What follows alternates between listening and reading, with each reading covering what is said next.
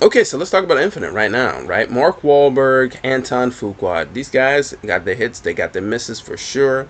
But now they are back reunited once again, Ebony and Ivory, after the movie classic known as Shooter. Now, if you didn't know, that was sarcasm. I don't care for Shooter. It's kind of a dud, and it's a little bit boring. The pacing's a little sucky.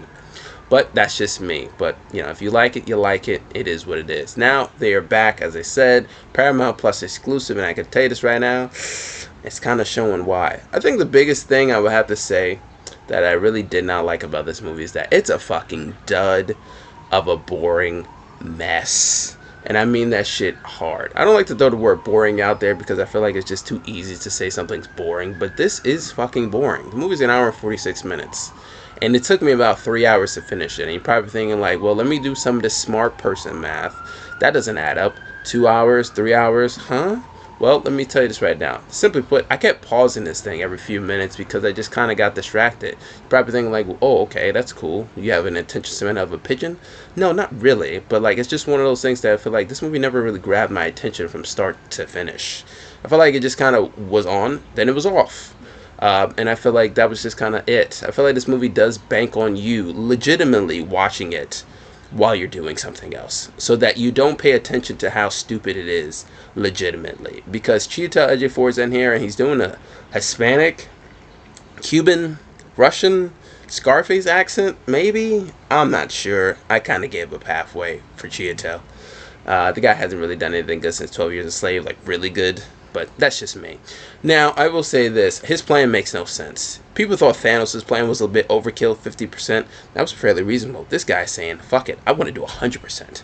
That doesn't really make that much sense when you really look into it. I'm not going to spoil too much on it, but trust me, when you think about it enough, it's bad. And it's one of those things, like I said, is that even though you might be, they're banking on you to be distracted, if you actually pay attention, you'd be like, well, maybe I don't want to be distracted. Let me stop looking at TikTok real quick. Let me check out Chiwetel's performance. Oh yeah, this plan makes no sense. One of the biggest problems I will have to say, and I might say a couple of big problems, is simply put, it's Mark Wahlberg. 50 plus Mark.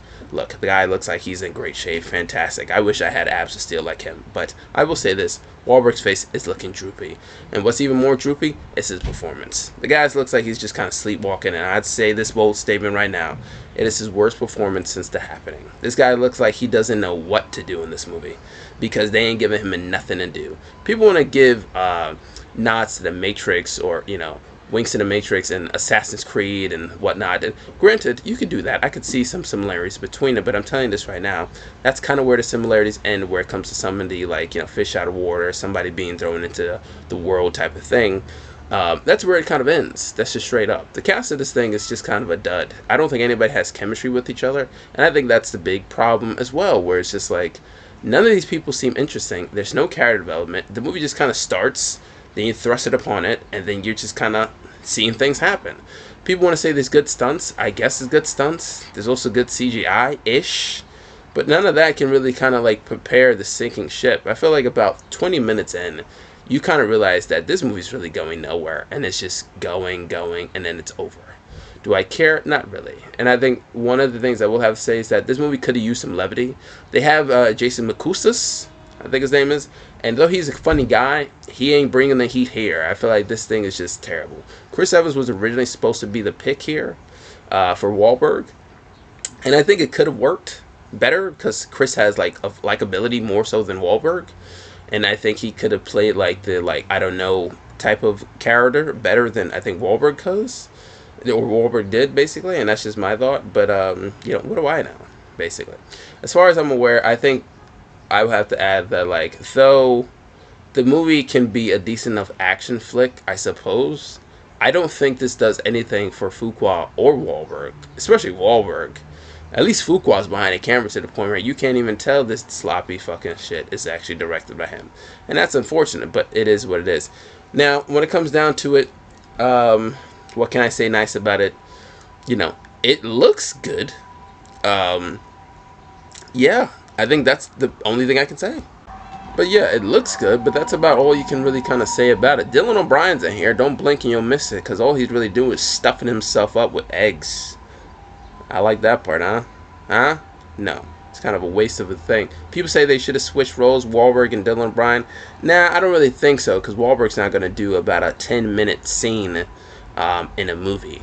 And he's going to play, eighth billing to Dylan O'Brien. Sorry, but that's just not reality at the end of the day.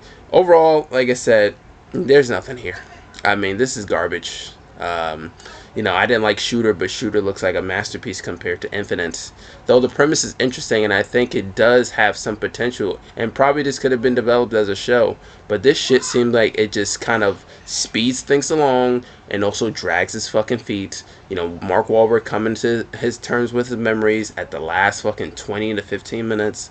And then you're just kind of wondering, just like, why didn't they pick up the pace here? Because I feel like none of this was really anything other than like setting up possibly something for the future. Do I want to see an infinite amount of sequels for Infinite? Probably not. I think I'm gonna have to pass on that one. But you can tell me what you'd like to think. Overall, I didn't like this, if you can tell. But I'd probably buy it on Blu-ray if I saw it. No, I wouldn't do that. People buy Blu-ray? I don't know. Nonetheless, this is it. Comment, subscribe, and like. I'm Chris Smith. I am your BX Pope. I am signing out.